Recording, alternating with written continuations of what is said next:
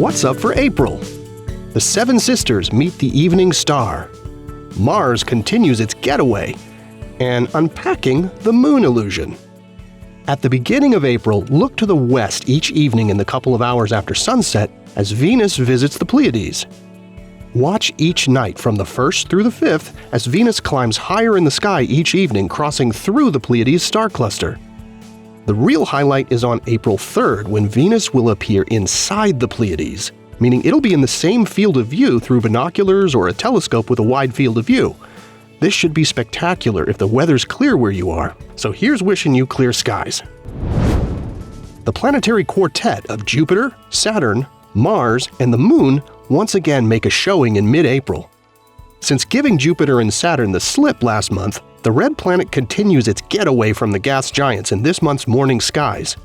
Mars begins the month just beneath Saturn, but by the middle of April it's moved a decent distance away.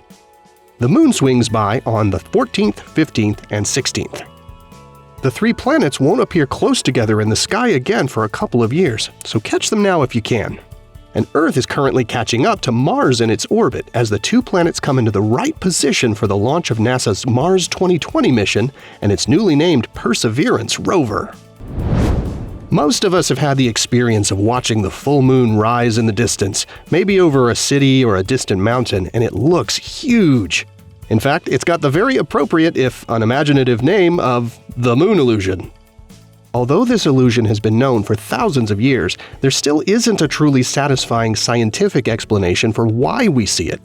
Now, the moon is essentially the same width in the sky on any specific night, whether it's rising, setting, or overhead. There are a variety of experiments you can do to prove this for yourself. Photographers can simulate the moon illusion by taking shots of the moon low on the horizon using a long lens with buildings, mountains, or trees in the frame. It's known not to be an optical effect of our atmosphere, though the atmosphere does add to the yellowish color of the rising and setting moon, much as it makes the rising and setting sun look redder. Even airline pilots and astronauts have reported seeing the moon illusion, in the absence of trees, buildings, and mountains to help provide a sense of scale. Researchers have shown that it's definitely something going on in our brains that has to do with the way we perceive the size of distant objects near the horizon versus high in the sky. But the precise explanation for why it happens is still elusive.